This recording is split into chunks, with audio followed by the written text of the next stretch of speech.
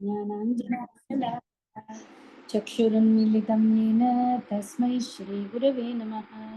श्रीचैतन्यमनोभीष्टं स्थापितं येन भूतले स्वयं रूपकदा मह्यं ददाति स्वपदान्तिकं। वन्देऽहं श्रीगुरो श्रीयुतपदकमलं श्रीगुरून् वैष्णवांश्च श्रीरूपं साग्रजातं सहगण रघुनाथान्वितं तं सजीवं साद्वैतं सावधूतं परिजनसहितं कृष्णचैतन्यदेवं श्रीराधाकृष्णपादान् सहगणललिता श्रीविशाखान्वितांश्च। हे कृष्णकरुणा सिन्धु दीनबन्धो जगत्पते गोपेश गोपिकान्ता राधाकान्ता नमोऽस्तुते। तप्तकाञ्चन गौराङ्गी राधे वृन्दावनेश्वरी वृषभानुसुते देवी प्रणमामि हरिप्रिये। वाञ्छाकल्पतरुभ्यश्च कृपा सिन्धुभ्यैव च पतितानां पावनेभ्यो वैष्णवेभ्यो नमो नमः। श्रीकृष्ण चैतन्य प्रभो नित्यानंद श्री अद्वैत गदाधर श्रीवासादि गौरभक्तवृंद। हरे कृष्ण कृष्ण कृष्ण हरे हरे, हरे राम राम राम हरे हरे। नमो विष्णुपादाय कृष्णपृष्ठाय भूतले श्रीमते भक्तिवेदांत स्वामिन्यते नामिने। नमस्ते सारस्वते देवे गौरवाणी प्रचारिणे निर्विशेषा शून्यवादी पाश्चात्यदेशतारिणे। मूकं करोति वाचालं पङ्गुं लङ्घयते गिरिं यत्कृपातमहं वन्दे परमानन्दमाधवं श्रीगुरुं वैनतारणं कृष्णचैतन्यम् ईश्वरम्।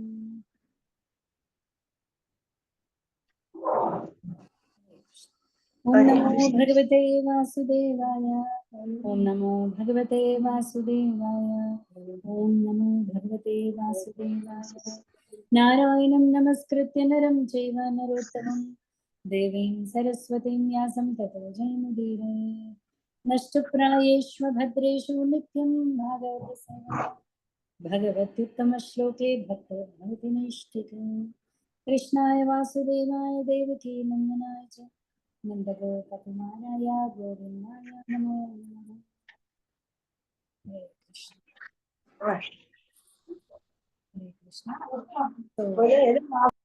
ద్వితీయ స్కందం 6వ అధ్యాయం చూస్తున్నాండి. పురుష సూక్తం, యాక్చువల్లీ పురుష సూక్తం తెలుగు ట్రాన్స్లేషన్ కోసం చూసాను, నాకు దొరకట్లేదు. ఓకే, సో పురుష సూక్తంలో చెప్పబడిన భగవంతుడు ఒక విరాట్ రూపం, విశ్వరూపం గురించి ఇక్కడ బ్రహ్మదేవుడు కూడా నారదుడికి చెప్తున్నాడు. సో నిన్న మనం ఎంతవరకు వచ్చామంటే, ఎలా గార్భోదక సాయి విష్ణు అతని యొక్క కోరిక ప్రకారం ప్రేరణ చేత అతను చూడాలి అనుకున్నప్పుడు నేత్రాలు ఏర్పడడం, దృష్టి ఏర్పడడం, ఓకే, దానికి తగ్గ ఇంద్రాది దేవత, దానికి తగ్గ ఇంద్రియ దేవత ఏర్పడడం, అలాగే జీవుడికి తగ్గ జీవుడికి తగ్గ నేత్రం ఏర్పడడం, సూక్ష్మ అంటే తన్మాత్ర, పంచభూతాల యొక్క సూక్ష్మ రూపమే తన్మాత్ర.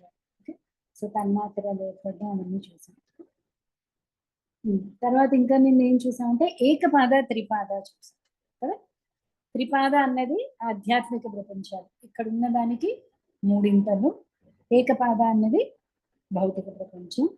అయితే 20వ శ్లోకంలో మనకి ఏంటి ఇచ్చారంటే, త్రిపాదకి ఎవరు అర్హులు, ఏకపాదాల్లో ఎవరు ఉండిపోతారు. ఒక్కసారి 20వ శ్లోకం చూద్దామండి. Page number 279. సో భగవానుని శక్తులు 35 వంతులు కూడి ఉండు ఆధ్యాత్మిక జగము ఈ భౌతిక జగమునకు పరముగా నెలకొని ఉన్నది. పునర్జన్మ రహితులైన వారి కొరకే ప్రత్యేకించి అది ఉద్దేశించబడినది. సో దీన్ని ఏమన్నారు అంటే అప్రజానం. ప్రజ అంటే ఎవరైతే మళ్ళీ సంసార చక్రంలో చిక్కుతున్నారు, సంసార చక్రంలో చిక్కుకోదలచని వారు, అంటే దీని నుంచి బయటపడిన వాళ్ళు ఆ త్రిపాదలో ఉండడానికి అర్థం. మరి ఏకపాదలో ఎవరుంటారు? సంసార జీవితమునందే అనురక్తులై, వాళ్ళని మన సాంస్క్రిట్ లో వర్డ్ అక్కడ ఉంది, గృహమేధులు అంటారు. అంటే వాళ్ళకి అది జీవిత పరమార్థం ఏమిటి అంటే మళ్ళీ మళ్ళీ సంసార చక్రం. అంటే కేవలం పుణ్యం పాపం ఈ ముల్లోకాల్లో పైకి కిందికి కేవలం ఇంద్రియ ప్రీత్యర్థం ఉండే వాళ్ళ కోసం ఈ ఏకపాద విభూతి. అలాగే అభృద్వ్రతలు అంటే ఎవరైతే బ్రహ్మచర్య దీక్షను పాటించట్లేదు అంటే మళ్ళీ కేవలం గోదాసులు. గో అంటే ఏంటి? ఇంద్రియాలు. ఇంద్రియాలకి దాసులు అవ్వాలి అనుకున్న వాళ్ళందరికీ ఏకపాద. భగవంతుడికి దాసులు అవ్వాలనుకున్న వాళ్ళందరికీ త్రిపాద. సింపుల్.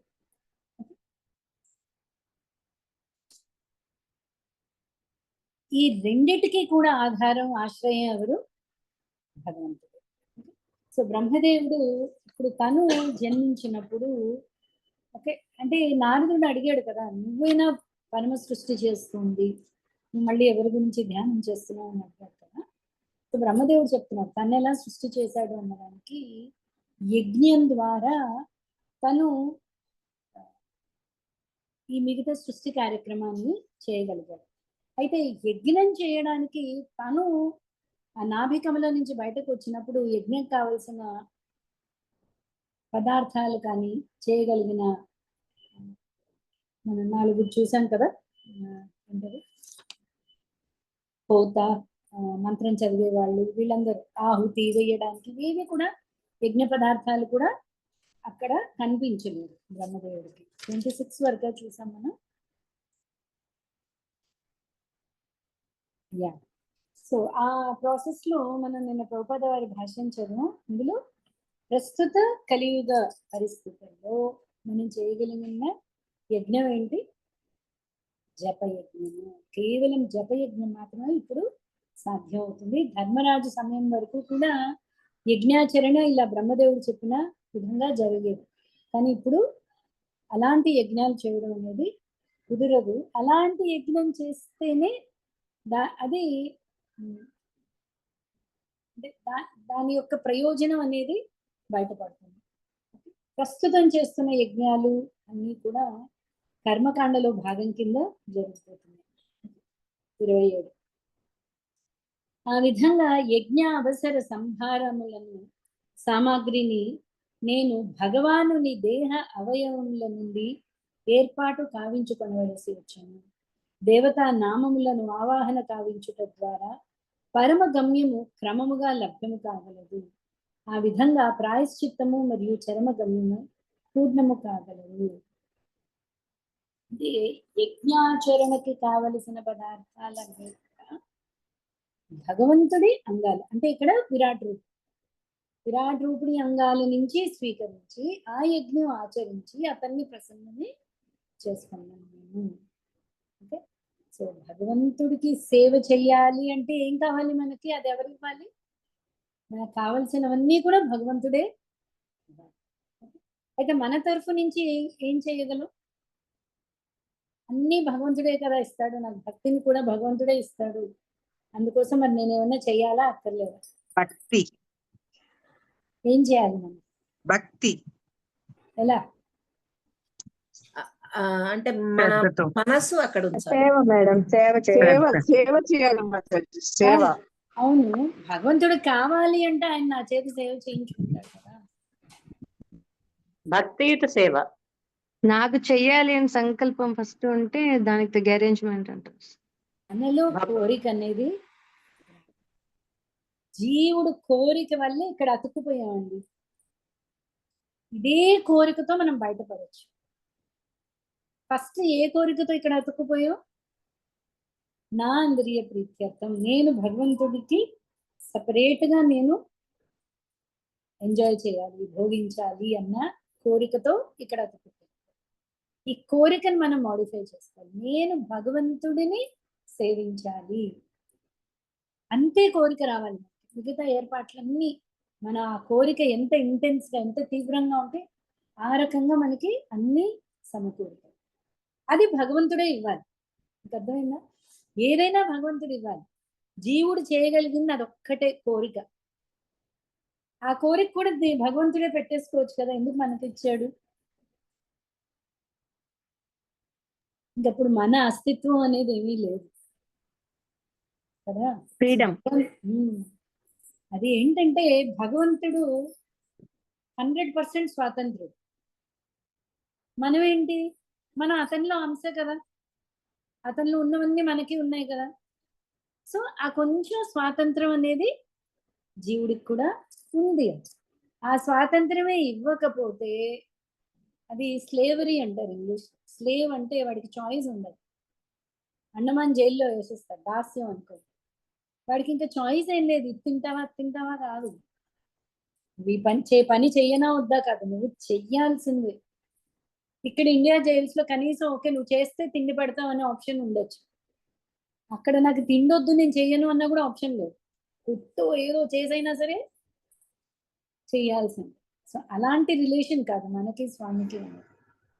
అయితే అది చాలా మధురమైన రసం, సేవాభావమే. కానీ ఒక సేవకుణ్ణి అత్యంత ప్రీతితో చూసుకునే స్వామి ఇక్కడ.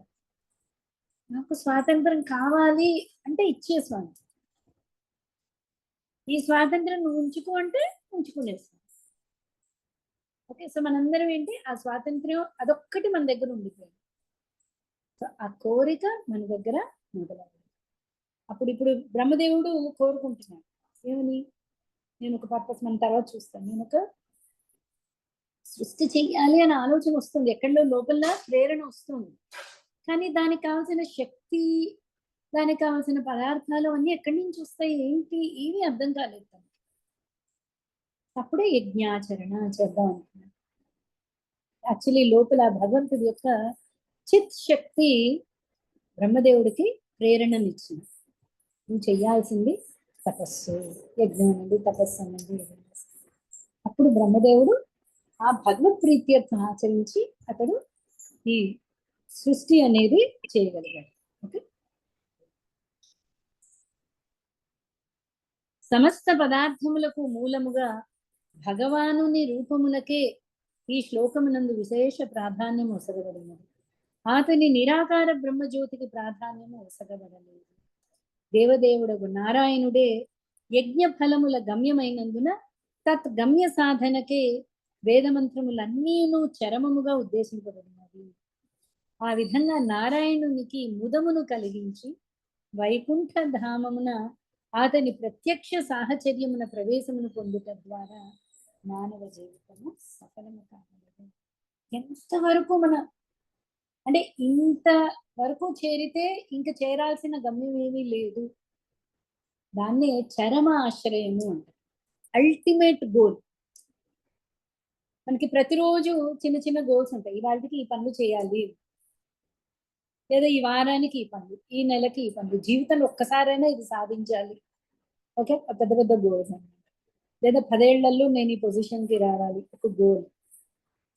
ఆ గోల్ అక్కడితో ఆగిపోతుందా? ఆ 10 ఏళ్ళు అయిన తర్వాత ఇంకొంచెం హయ్యర్ గోల్, ఇంకొంచెం పెద్ద గోల్ కోసం ప్రయత్నిస్తాం. సో ఏ గోల్, ఏ గమ్యం సాధిస్తే ఇంకా చేరాల్సింది ఇంకేమీ లేదు అంటే అది వైకుంఠ ధామం. అందుకనే దాన్ని చరమాశ్రయము, పరమాశ్రయం. ఇంకా దాన్ని మించిన ఆశ్రయం కానీ చేరగలిగిన గమ్యం కానీ ఇంకేమీ. ఆ విధంగా నేను యజ్ఞ నిర్వహణకై యజ్ఞ భోక్తకు భగవానుని చదువుతాం కదా, దేహ అవయముల నుండి సంభారములను సామాగ్రిని సృజించి అతని ప్రీత్యర్థమై యజ్ఞమును వనరించుకుని. పుత్ర, తదనంతరము ప్రజాపతులకు నీ 9 మంది సోదరులు వ్యక్తావ్యక్త పురుషులు ఇరువురిని సంతృప్తి పరచుటకు విధి విధానముగా యజ్ఞమును నిర్వహించుని. సో మనం ఇదో భగవద్గీతలో కూడా కృష్ణుడు చెప్పాడు, యజ్ఞము దానము తపస్సు. యజ్ఞం ప్రతి ఒక్కళ్ళకి ఏమంటారు దాన్ని,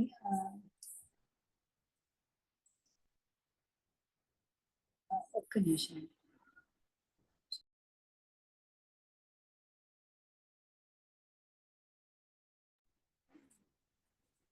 నిత్య కర్మలు, ఇంకొకటి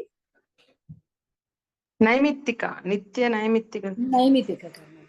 సో నిత్య కర్మలో ఏంటి అంటే యజ్ఞము దానం. ఓకే, అది ప్రతి ఒక్క జీవికి అది ఆటోమేటిక్ గా జీవుడితో పాటు ఉండే ధర్మం. మనం చాలా చోట్ల చూసాం కదా, ధర్మేణ హీన పశుభి సమాన. సో ఆ ధర్మం ఏంటి అంటే యజ్ఞము దానము తపస్సు. ఫస్ట్ యజ్ఞానంగానే భోక్తారాం యజ్ఞ తపసాం. భోక్త అనేవాడు విష్ణుమూర్తి అని అర్థం చేసుకుని విష్ణు ప్రీత్యర్థం. సో బ్రహ్మదేవుడు చెప్తున్నాను, నేను ఆ భగవంతుని ప్రీత్యర్థం నేను యజ్ఞాన్ని ఆచరించాను. అలాగే నీ సోదరులందరూ కూడా, ఎవరు మనం చూస్తాం, అందరి పేర్లు అన్నీ వస్తాయి మనకి ఇక్కడ. ఓకే, అలాగే ప్రజాపతులు, వీళ్ళందరూ మహర్షులు అందరూ కూడా ఆ భగవంతుడి ప్రీత్యర్థం యజ్ఞ నిర్వహణని భావించారు. పిదప మానవ జాతికి పితలైన మనువులు, మహర్షులు, పితృదేవతలు, పండితులు, దైత్యులు, మానవులు భగవత్ ప్రీతి కొరకు ఉద్దేశింపబడిన యజ్ఞములను నిర్వహించిరి. దేవతలు అందరూ ప్రతి ఒక్కళ్ళు కూడా భగవత్ ప్రీత్యర్థం యజ్ఞ నిర్వహణ. మనకి 2 శ్లోకాలు ఉన్నాయి యాక్చువల్లీ భగవద్గీతలో, 3rd చాప్టర్ అనుకుంటా 2. ఒకటి యజ్ఞార్థాత్ కర్మణో అన్యత్ర లోకోయం కర్మబంధనం, అలాగే ఇంకొకటి యజ్ఞశిష్టాస్యనస్సంతో ముచ్యంతే సర్వకల్పశైః. 2 కూడా యజ్ఞ అంటే భగవత్ ప్రీత్యం. యాక్చువల్లీ యజ్ఞమే ఏంటి, మన అన్నాద్భవంతి సత్తులు చూసాం కదా,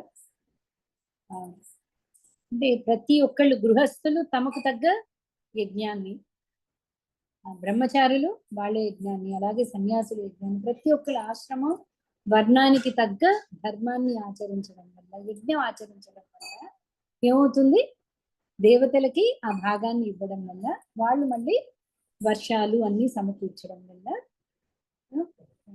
ఏమంటారు, ఆ అన్న సైకిల్ అనేది జరుగుతూ ఉంటుంది. అయితే ఎప్పుడైతే ఆ యజ్ఞం భగవత్ ప్రీత్యర్థం జరిగిందో అప్పుడు ఆ కర్మ నుంచి విముక్తులై మనం అంతేనా సైకిల్. కనుక విశ్వమందలి సమస్త భౌతిక వ్యక్తీకరణలు అతని శక్తివంతమగు మాయ పైననే నిలిచి ఉన్నవి. భౌతిక గుణముల ఎడ అతడు సదా అనాసక్తుడైనను స్వతహా ఆ మాయను అంగీకరించి ఉన్నాడు. సో అంటే భగవంతుడు మాయను అంగీకరించడం అంటే మాయకి లోబడడం అని కాదు. ఓకే, మాయ ప్రకారం ఇప్పుడు కొన్నిసార్లు మన భగవద్ అవతారంలో ఎలాగ భగవంతుడు కదా ఇది ఎలా తెలియలేదు అనుకుంటా. అవన్నీ ఏంటి, భగవంతుడు ఇక్కడ అవతార ప్రకారం వాటిని స్వీకరిస్తున్నాడు. లేకపోతే భగవంతుడు గురుకులానికి వెళ్ళడం ఏంటి, భగవంతుడు ఒకరి దగ్గర విద్యను నేర్చుకోవడం ఏంటి, సర్వ విద్యానికి మూలం భగవంతుడు. ఇవన్నీ కూడా స్వీయ సంకల్పం వల్ల అతడు మాయని స్వీకరిస్తాడు, కానీ మాయకి లోబడదు. ఓకే, అది మనకు అర్థమైంది. ఒక్కసారి ఇది భాషను చూద్దాం. భక్తివేదాంత స్వామి శ్రీ ప్రభుపాద్ కీ జై. భౌతిక సృష్టి యొక్క పోషణను గూర్చి నారదుడు బ్రహ్మదేవుని అడిగిన ప్రశ్నకు ఈ విధంగా సమాధానం ఇవ్వబడినది. నారదుడు అడిగిన అనేక ప్రశ్నలు ఏంటంటే కదా, విశ్వం ఎలా సృష్టించబడుతోంది, ఎలా పోషింపబడుతోంది, ఎలా లయం అవుతుంది, దీనికి ఆధారాలు ఏంటి, ఇవన్నీ అడుగుతున్నాడు. సో ఆ పోషణ అనేది ఎలా జరుగుతుంది అన్నదానికి బ్రహ్మదేవుడు చెప్తున్నాడు. భౌతిక క్రియలు మరియు ప్రతిక్రియలు సృష్టి స్థితి లయ విషయమున చరమ సత్యము కావు. మాయా అనున్నది శ్రీకృష్ణ భగవానుని ఒకానొక శక్తి అయి ఉన్నది. విష్ణువు, బ్రహ్మ, శివుని రూపములతో సత్వరజస్తమో గుణములను స్వీకరించి కాలమందు అది ప్రదర్శితమగును. వీటినే గుణావతారాలు అని. గుణావతారాలు అంటే సత్వగుణానికి విష్ణుమూర్తి, రజోగుణానికి బ్రహ్మదేవుడు, తమోగుణానికి శివుడు. ఇది మనం ఇదివరకు కూడా అర్థం చేసుకోవడానికి ప్రయత్నించాం. శివుడు తమో గుణంలో లేడు. తమో గుణాన్ని స్వీకరించడం వల్ల అతడు లయం చేయగలుగుతున్నాడు. లయం అంటే ఏంటంటే మొత్తం అంటే మళ్ళీ బ్యాక్ టు జీరో, మొత్తం లయం అయిపోవడం, ప్రళయంలో కాలిపోవడం అనేది ఏదైనా. శివుడు కనుక ఒక్కసారి రుద్రతాండవం మొదలెట్టాడు అంటే మొత్తం లయం అయిపోవాల్సింది.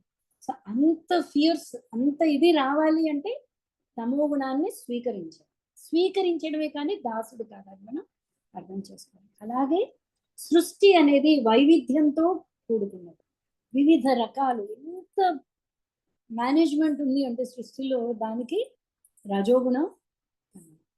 సో బ్రహ్మదేవుడు, భగవంతుడు ఏం చేశాడు, రజోగుణాన్ని స్వీకరించి బ్రహ్మదేవుడి కింద, గుణావతారమైన బ్రహ్మదేవుడి కింద సృష్టిని చేశాడు. అలాగే విష్ణుమూర్తి కింద స్థితిని కావిస్తున్నాడు. స్థితి మెయింటెనెన్స్ అన్నదానికి ఎప్పుడు కూడా సత్వగుణం అనేది కావాలి. సో అది పైన మనం చదివాం కదా. అతడు సదా అనాసక్తుడు భౌతిక గుణాల పట్ల. భౌతిక గుణాలు అంటే సత్వరజస్తమ గుణాల పట్ల.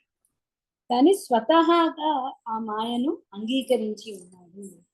అంటే దాన్ని ఎందుకు స్వీకరిస్తున్నాడు అంటే అదొక ఉద్దేశపూర్వకం. సృష్టి చేయాలి, స్థితి చేయాలి, లయం చేయాలి అన్న దానికోసం ఆ గుణాల మీద అతనికి ఏ ఆసక్తి లేదు. అతని సంకల్పముచే నేను సృష్టి కావింతును, శివుడు లయ కార్యమును నరించును, అతడే స్వయము దేవదేవునిగా తన నిత్య రూపమునందు సమస్తమును పోషించును. ఈ మూడు శక్తులకు అతడే శక్తిమంతుడగు నియామకుడై ఉన్నాడు. ఇక్కడ మనకి క్లియర్ గా తెలుస్తుంది. భగవంతుడే శివుడి కింద, భగవంతుడే నా కింద, అంటే బ్రహ్మదేవుడు చెప్తున్నాడు.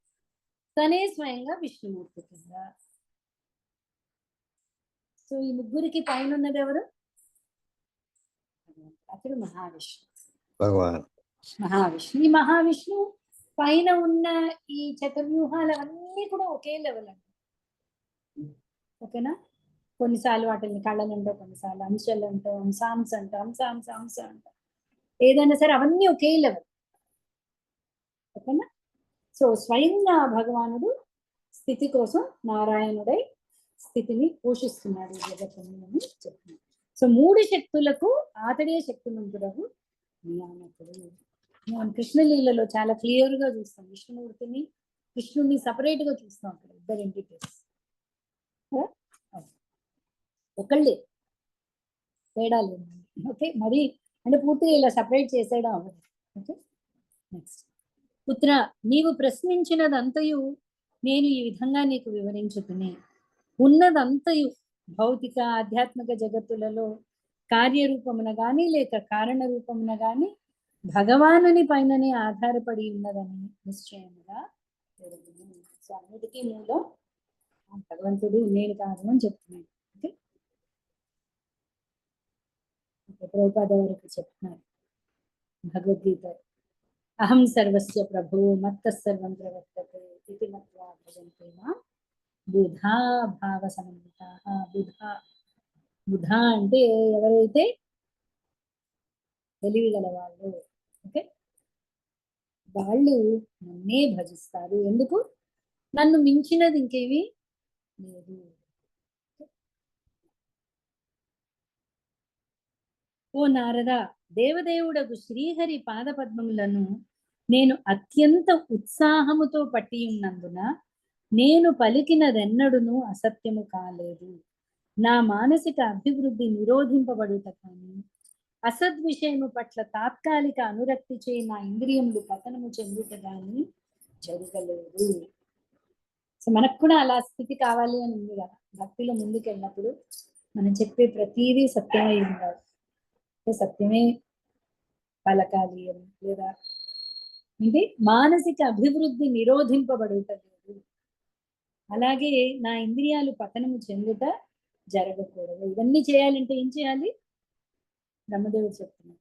అత్యంత ఉత్సాహముతో శ్రీహరి పాదపద్మములను నేను పట్టి ఉన్నందున, అంటే నేను నిత్యం భగవంతుడి పాదపద్మాలను ఆశ్రయించి ఉన్నాను కాబట్టి నేను ఇంతవరకు చెప్పింది నువ్వు డౌట్ పడక్కర్లేదు. నేను ఇంతవరకు ఎప్పుడు అసత్యం పలకలేదు. నేను చెప్పిందంతా కూడా సత్యం. ఎందుకు? నేను ఆ పాదపద్మాల్ని అతి ఉత్సాహంతో ఆశ్రయించి ఉన్నాను. ఓకే, అలాగే నా ఇంద్రియాలు పతనము చెందవు. అలాగే నా అభివృద్ధి, నా మనస్సు అభివృద్ధి అంటే ఎప్పుడు అభివృద్ధి, ఎప్పుడు నిరోధింపబడలేదు. అంటే నేను మాయ కిందకి రాలేదు. మాయ ప్రభావితం అయితే ఇవన్నీ వచ్చేస్తాయి. ఏంటి? ఇంద్రియ పతనం అనండి, అభివృద్ధి నిరోధింపబడ్డం అనండి, అసత్యం అనండి, ఇవన్నీ కూడా కొన్ని ఇన్స్టెన్సెస్ మనం చూస్తాం.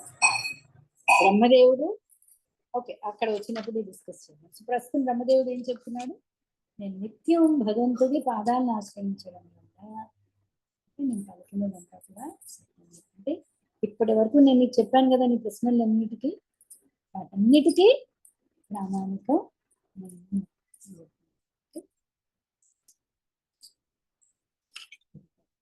వేద జ్ఞానం యొక్క గురు శిష్య పరంపరలో పూర్ణుడగు గొప్ప బ్రహ్మదేవునిగా తెలియబడినప్పటికీ, సమస్త తపములను ఆచరించినప్పటికీ, ఆత్మానుభవమునందు మరియు యోగమునందు ప్రవీణుడైనప్పటికీ, గౌరవపూర్వక వందనములను అర్పించు ప్రజాపతులచే యథారూపమున మాననీయుడైనప్పటికీ, నా జన్మకు మూలమైనట్టి ఆ దేవదేవుని ఇంకనూ ఎరుగజాలకున్నాను. అందరికంటే శ్రేష్ఠుడవు నువ్వు, నువ్వే ఉత్తముడవు అంటే బ్రహ్మదేవుడు చెప్తున్నాడు. కరెక్టే. ప్రజాపతులందరి చేత నేను పూజింపబడుతున్నాను. ఓకే. ఈ అసలు గురు పరంపర, గురు శిష్య పరంపర మొదలైంది ఎక్కడి నుంచి? బ్రహ్మదేవుడి నుంచి, నా దగ్గర నుంచే. ఓకే. ఆత్మానుభవమునందు మరియు యోగమునందు ప్రవీణుడను, బ్రహ్మదేవుడిని మించిన జీవి లేడు. నేను అన్నిటికంటే టాప్ మోస్ట్ అయినా కూడా నేను నా జన్మకి మూలమైన ఆ దేవదేవుడి గురించి నేను చెప్పలేకున్నాను, ఎరగజాలకున్నాను.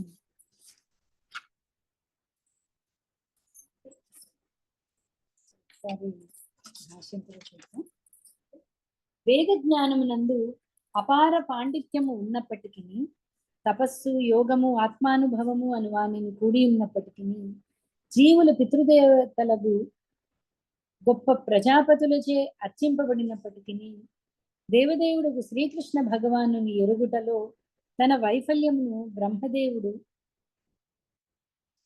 విశ్వమందలి సమస్త జీవులలో అత్యంత ఘనుడు అంగీకరించుచున్నాడు. అనగా ఆ దేవదేవుని ఎరుగుటకు ఈ యోగ్యతలు సరిపోవు. అంతే కదా. అంటే నువ్వు ఆది జీవి అయిన అందరి చేత పూజింపబడ్డ, ఓకే, అన్ని కార్యాలు చేయగలిగినా కూడా అవి కాదు భగవంతుడిని తెలుసుకోవడానికి అర్హతలు. ఎందుకంటే బ్రహ్మదేవుడు చెప్తున్నాడు, నాకు ఆ భగవంతుడి గురించి పూర్తిగా నేను ఇంకా తెలుసుకోలేదు. హృదయ ఉత్కంఠతో బ్రహ్మదేవుడు భగవానుని సేవించుటకు యత్నించినప్పుడు ఆ దేవదేవుని గురించి కొద్దిగా తెలుసుకోగలిగాను. అట్టి హృదయ ఉత్కంఠయే భక్తి యోగ భావనయే ఉన్నది. అనగా శ్రద్ధాపూర్వకమగు సేవోన్ముఖత ద్వారానే భగవానుడు తెలియబడును. విజ్ఞాన శాస్త్రవేత్తగా లేక కల్పనా తత్వవేత్తగా ఎంతటి భౌతిక యోగ్యతలను కలిగి ఉన్నను లేదా యోగ శక్తులను సాధించినను అతడు అవగతము కాబోదు. అండి, దేని ద్వారా భగవంతుడు గురించి అసలంటూ కొంచెం తెలుస్తుంది? వైష్ణవ సాంగత్యం వల్లనే. ఇక్కడ ఏంటి చదవమని? ఇప్పుడు శ్రద్ధాపూర్వకమకు సేవోన్ముఖత, సేవ చెయ్యాలి అన్న మాత్రం ఉత్కంఠతో అంటున్నాడు బ్రహ్మదేవుడు చెప్తున్నాడు. ఉత్కంఠతో అంటే తీవ్రంగా ఆశించి ఆ సేవా భావన ఉండడం ద్వారా భగవంతుడు కొంచెం సేవోన్ముఖ జిహ్వాలో. ఈ సేవోన్ముఖ అనేది ఎక్కడి నుంచి మొదలవుతుంది అంటే జిహ్వ, ఆదో అంటే స్టార్టింగ్ జిహ్వ నుంచి, అంటే నామం చెప్పడం నుంచి, ప్రసాద సేవనం దగ్గర నుంచి మనకి ఈ సేవ అనేది మొదలవుతుంది. కానీ తీవ్రమైన కోరికతో ఎప్పుడైతే చేస్తామో అప్పుడు మనకి భగవంతుడు కొద్దిగా బ్రహ్మదేవుడికి కొద్దిగా అర్థమయ్యాడు అని చెప్తున్నాడు. ఈ విషయం భగవద్గీత ఎందు స్పష్టంగా బలపరపబడినది. బ్రహ్మభూత ప్రసన్నాత్మన శోచతన కాంక్షతి సమస్సర్వేషు భూతేషు మద్భక్తిం లభతే పరాం భక్త్యా మాం అభిజానాతి యావాన్యశ్చాస్మి తత్వతః తతో మాం తత్వతో జ్ఞాత్వా విశదే తదనంతరం. భక్త్యా మాం అభిజానాతి అంటే ఏంటంటే మీనింగ్, కేవలము భక్తి ద్వారానే నన్ను తెలుసుకోగలుగుతాను. ఎంత పొజిషన్ లో ఉన్నా, బ్రహ్మదేవుడి పోస్ట్ లో ఉన్నా, సమస్త జీవరాశులు చేత పూజింపబడ్డా కేవలము భక్తి మూలానే భగవంతుడు అర్థమవుతాడు. విపరీతమైన జ్ఞానం, విపరీతమైన ఐశ్వర్యం, ఓకే, ఇవేవి కూడా భక్తి అర్థం అవ్వడానికి అర్హతలు కావాలి. పైన తెలుపబడినటువంటి వైదిక జ్ఞానము, తపము, అది ఉన్నత యోగ్యతలను పొందుట ద్వారా ఒసగూడేది ఆత్మానుభూతియే మనుజునికి భక్తి యోగ పథమున సహాయభూతము కాగలదు. అయితే ఇవన్నీ కూడా కోఆపరేట్ చేస్తాయి, సహాయభూతం. తపస్సు ఆచరించడం ఇవన్నీ కూడా ఫేవరబుల్. ఫేవరబుల్ అంటే మనం పడవ నడుస్తున్నప్పుడు అనుకూలిత గాలులు అండి. అవన్నీ ఏంటి అంటే మనం చేసే సాధన, తపస్సు అనండి, యజ్ఞం అనండి, ఇవన్నీ కూడా అనుకూలిస్తాయి. కానీ సేవ ద్వారానే భగవంతుడు అర్థమవుతాడు.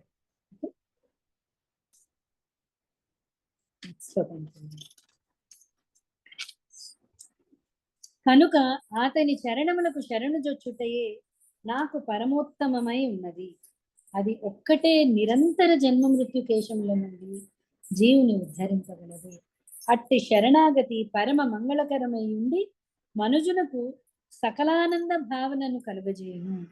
ఆకాశము తన పరిధిని ఎరుగజాలకుండును.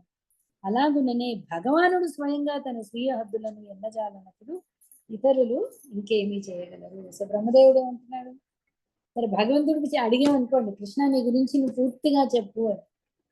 కృష్ణుడు కూడా పూర్తిగా అనేది తెలియదు. అలాంటిది ఇంకా నేనెంతటి వాడను, నేను ఆ భగవంతుడి గురించి పూర్తిగా నేనేం చెప్పగలను.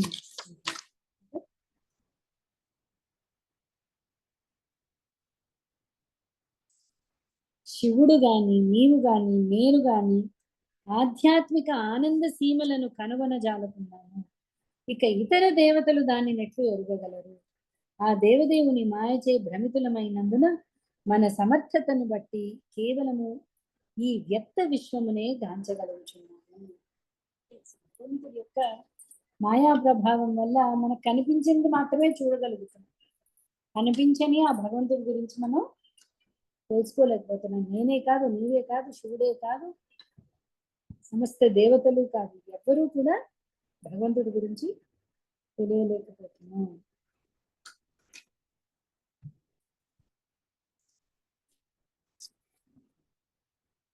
తత్వతః పూర్ణముగా ఎరుగబడినప్పటికీ యవ్వాని అవతారములు మరియు కర్మలు మనచే గానము చేయబడును. అట్టి దేవదేవుడగు శ్రీకృష్ణ భగవానునకు గౌరవపూర్వక వందనములను అర్పించుగాక. సరే, భగవంతుడి గురించి తెలుసుకోవడం అవ్వదు కదా అని పక్కన పెట్టారు. ఎంత తెలుసుకోగలిగితే, కానీ మనస్ఫూర్తిగా నేను నమస్కరిస్తున్నాను ఆ భగవంతుడికి. తెలియదు, పూర్తిగా తెలియదు, కానీ అందరూ అంటే యవ్వాని అవతారములు మరియు కర్మలు మనచే గానము చేయబడను. సమస్తము కీర్తి హరి గుణానుకీర్తనం. ఎవరి గుణాలైతే సమస్తుల చేత కీర్తింపబడుతుందో అలాంటి హరికి మేము నమస్కరిస్తున్నాము. ఆ ఆద్య పురుషుడగు శ్రీకృష్ణ భగవానుడు తన ప్రధాన అంశమును మహావిష్ణువుగా విస్తరించి ఈ జగత్తును సృజించును. కానీ అతడు మాత్రము జన్మరహితుడై ఉన్నాడు. అయినను సృష్టి కార్యము అతని యందే జరుగును. భౌతిక పదార్థము, వ్యక్తీకరణలు సర్వము స్వయముగా అతడే. వానిని అతడు కొంతకాలము పోషించి తిరిగి తన యందే లయింపజేసుకును. సృష్టి అతడే సృష్టిస్తున్నాడు, అతడే పోషిస్తున్నాడు, తిరిగి అతనిలోకే సమస్తాన్ని లయం చేసుకుంటున్నాడు. ఈ సృష్టించిన భౌతికత్వం అంతా కూడా భౌతిక జగత్ అంతా కూడా తనే. సృష్టి చేసింది అతనే, సృష్టించినది ఆ భౌతికత్వం, భౌతిక జగత్ అంతా కూడా తనది. దాన్ని పోషించి తిరిగి దాన్ని తనలోనే లయం చేసుకుంటున్నాడు.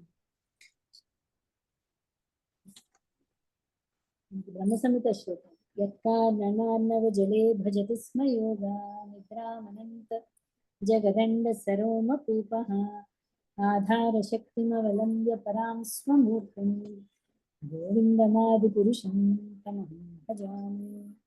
దివ్య దేహమునందలి రోమ కూపముల నుండి సమస్త విశ్వములను సృజించుచు యోగ నిద్ర ఎందుండడి మహావిష్ణువు రూపమున కారణ సముద్రమున శయనించడి ఆదిదేవుడగు గోవిందుని నేను భజింతును. ఏ ఆదిదేవుడైన గోవిందుడు ఉన్నాడో అతని అంశ అయిన మహావిష్ణువు రోమ కూపాల నుంచి విశ్వాలన్నీ వచ్చాయి. ఆ మహావిష్ణువు యోగ నిద్రలో ఉన్నప్పుడు ఈ రోమ కూపాల నుంచి విశ్వాలన్నీ కూడా వచ్చాయి. ఆ గోవిందుడికి నేను నమస్కరిస్తున్నాను. ఎవరు చెప్పిన శ్లోకం అది?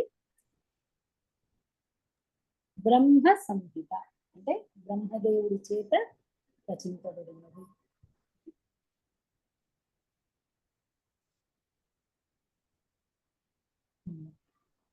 భగవద్గీతలో కూడా సర్వభూతాని కౌంతేయ ప్రకృతి యాంతి మామికం కల్పక్షయే పునఃస్థాని కల్పాద విసృజామి.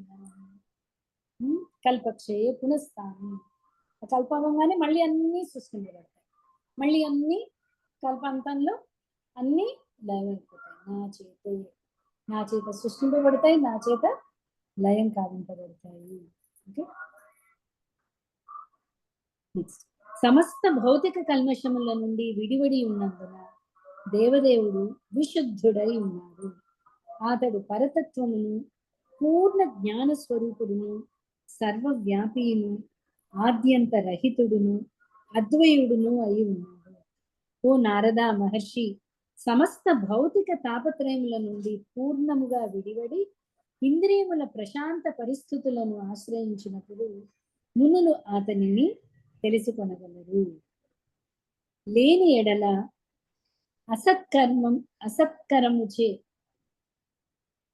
అసత్తర్కముచే సమస్తము వికృతమై భగవానుడు మన దృష్టి నుండి అదృశ్యమగును. అంటే తర్కం చేత అతన్ని కనుక్కోలేము, లాజిక్ అంటే. ఇప్పుడు వచ్చే వాళ్ళందరూ ప్రూఫ్ అడుగుతారు, ఇక్కడ ఇదేంటి లాజిక్, అక్కడ ఇదేంటి లాజిక్, అసలు ఎలా గోవర్ధన్ ఎత్తాడు చెప్పండి. ఎత్తడానికి ఫస్ట్ మధ్యలో వేలు ఎలా పడతాడు? తర్కానికి అన్నాడు భగవంతుడు. కేవలం భక్తితోనే, అదే భక్త్యామామ విజానాతి అని చదవం కదా ఇందాక. ఇక్కడ ఏంటి వచ్చింది? అసత్తర్కముచే సమస్తము వికృతమే. ఈ తర్కం రైడ్ చేసే కొద్దీ భగవంతుడు అదృశ్యం అయిపోతాడు. అంటే అసలు భగవతత్వం అనేది పూర్తిగా మనకి ఇంకా అర్థం కాదు, దానికి విరుద్ధం అయిపోతాడు. అందుకే భక్తిలో స్టార్టింగ్ ఏంటి అంటే శ్రద్ధ. ముందు అసలు స్టార్ట్ చేయి, నమ్మి స్టార్ట్ చేయి, తర్వాత డౌట్లన్నీ క్లియర్ అవుతాయి. ఓకే, ఎందుకు అనగా అంటే ఎక్కడ ఒక చోట స్టార్టింగ్ లేదే జీవికి ప్రయాణం అనేది జరగదు. ఫస్ట్ తను పుట్టిన తల్లి దగ్గర నుంచి నమ్మాల్సిందే. పుట్టంగానే డౌట్ అనుకో, ఈ తల్లి నాకు నిజం పాలిస్తుందా విషం పాలిస్తుందా, ఇటు తిరుగుతాను అంటే అవ్వదు. తల్లి వైపు తిరగాలి, నీకు పోషణ రావాలి, నమ్మాలి. స్టార్టింగ్ ఎప్పుడు నమ్మకం మీద, భక్తి, శ్రద్ధ, ఆదౌ శ్రద్ధ, సాధు సంఘ, ఇవన్నీ తర్వాత. ఫస్ట్ శ్రద్ధ అనేది కలగాలి, నమ్మకం ఉండాలి. తర్కం చేత భగవంతుడు దొరకడు. ఓకే, కారణార్ణవసాయి విష్ణువు దేవదేవుని తొలి అవతారమై ఉన్నాడు. కాలము, స్వభావము, కార్యకారణములు, మనస్సు, ద్రవ్యములు, భౌతిక అహంకారము, ప్రకృతి గుణములు, ఇంద్రియములు, విరాట్ రూపము, స్థావర జంగమ సర్వజీవ సముదాయము అన్నింటికి అతడే ప్రభువు. మన చాక్ చూసాం కదా, 23 పదార్థాలకి కూడా, అంటే ప్రధాన మహత్తత్వంతో కూడుకుని అన్నిటికీ కాలం దగ్గర నుంచి ప్రభు అతడే. స్వయంగా నేను బ్రహ్మ, శివుడు, విష్ణువు, దక్షాది ప్రజాపతులు, మీరు అంటే నారదుడు, సనకాదులు, ఇంద్రచంద్రాది స్వర్గలోక పాలకులు, భూర్లోక పాలకులు, భూలోక పాలకులు, అధోలోక పాలకులు, గంధర్వలోక పాలకులు, విద్యాధర లోక పాలకులు, చంద్రలోక పాలకులు, యక్ష రాక్షస ఉరగ పాలకులు, ఋషి ముఖ్యులు, దానవేంద్రులు, దైత్యేంద్రులు, సిద్ధలోకవాసులు, వీరితో పాటు ప్రేత పిశాచ భూత కుష్మాండములు, గొప్ప జలచరములు, మృగములు, పక్ష్యాదులు, వేరు మాటలలో శక్తి, ఐశ్వర్యము, ఓజస్సు, బలము, క్షమాగుణము, సౌందర్యము, సిగ్గు, విభూతి అను వానిని అసాధారణముగా కలిగి ఉన్న ప్రతీదియు, మరియు రూపమునందు లేక రూపరాహిత్యమునందు జనన కార్యము విశేష సత్యముగాను భగవద్ రూపముగాను గోచరించవచ్చును, కానీ వాస్తవమునకు అవి ఆ విధముగా లేవు. అవి భగవానుని దివ్యశక్తి యొక్క ఒక అంశ మాత్రమే అయి ఉన్నవి. ఓకే, యజ్ఞ అంటే ఇక్కడ విష్ణు. చూడండి, అహం భవో యజ్ఞ అంటే నేను కానీ, శివుడు కానీ, విష్ణువు కానీ, వీళ్ళందరిలో ఎవరు సుప్రీం, ఎవరు వీళ్ళే వీళ్ళే సుప్రీం అని నీకు అనిపించవచ్చు. నువ్వు ఇందాక అనుకున్నావు కదా, నేనే అందరికంటే ఉన్నతుడని నువ్వు అనుకున్నావు. కొన్నిసార్లు అందరికంటే ఉన్నతుడు విష్ణువు అని అనుకోవచ్చు. కొంతమంది అందరికంటే ఉన్నతుడు శివుడు, టాప్ మోస్ట్ శివుడు అని అనొచ్చు. కానీ బ్రహ్మదేవుడు ఏమంటున్నాడు, బ్రహ్మ విష్ణు మహేశ్వరులకు ముగ్గురికి కూడా మూలం ఆ భగవంతుడు, ఆదిదేవుడు, ఆదినారాయణుడు. ఆదినారాయణుడు వేరు, నారాయణుడు మహావిష్ణు. మహావిష్ణువుకి మూలం మళ్ళీ మనకి పైకి వెళితే కృష్ణ, దేవాదిదేవుడు కృష్ణ. సో అందరూ ఎక్కడికక్కడ ఇంద్రుడు, కొంతమంది ఇంద్రుడు మూలం అనుకోవచ్చు, చంద్రుడు మూలం అనుకోవచ్చు, సూర్యాగ్ని అనుకోవచ్చు, లేదా ఈ దేశంలో ప్రధానమంత్రులు అనుకోవచ్చు, లేదా అన్నిటికంటే ఇది శక్తి అనుకోవచ్చు. కానీ అన్నిటికంటే అది నారాయణుడు.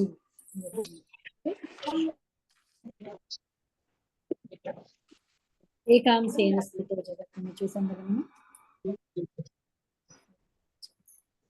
ఓ నారద, లీలావతారములుగా తెలియబడు భగవానుని దివ్య అవతారములను ఒకదాని పిదప ఒకటి నేను ఇప్పుడు తెలియజేసేదను.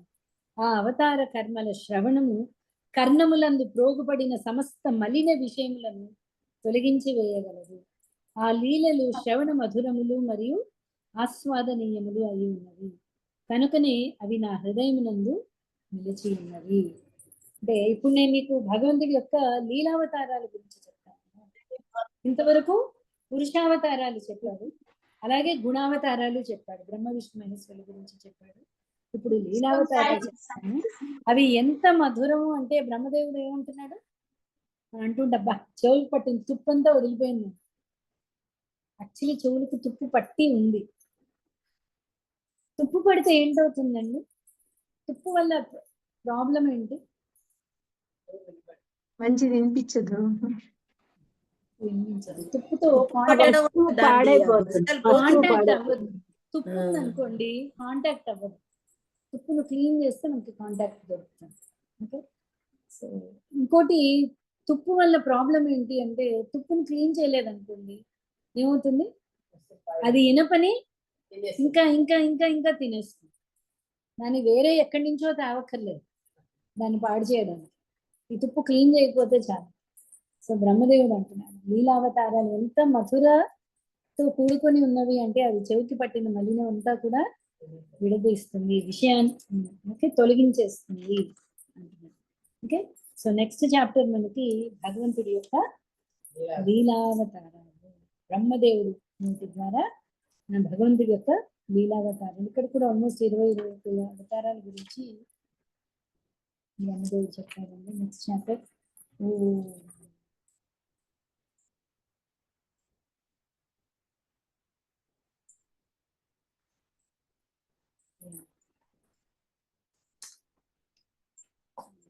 చాలా అవతారాల గురించి, విష్ణు గర్భ, పృథ్వీ, ఋషభదేవ, అన్ని అవతారాల గురించి బ్రహ్మదేవుడు చెప్తారు. ఓకే, సో అది మనం నెక్స్ట్ చాప్టర్ లో మనం చేస్తున్నాం. ఓకే,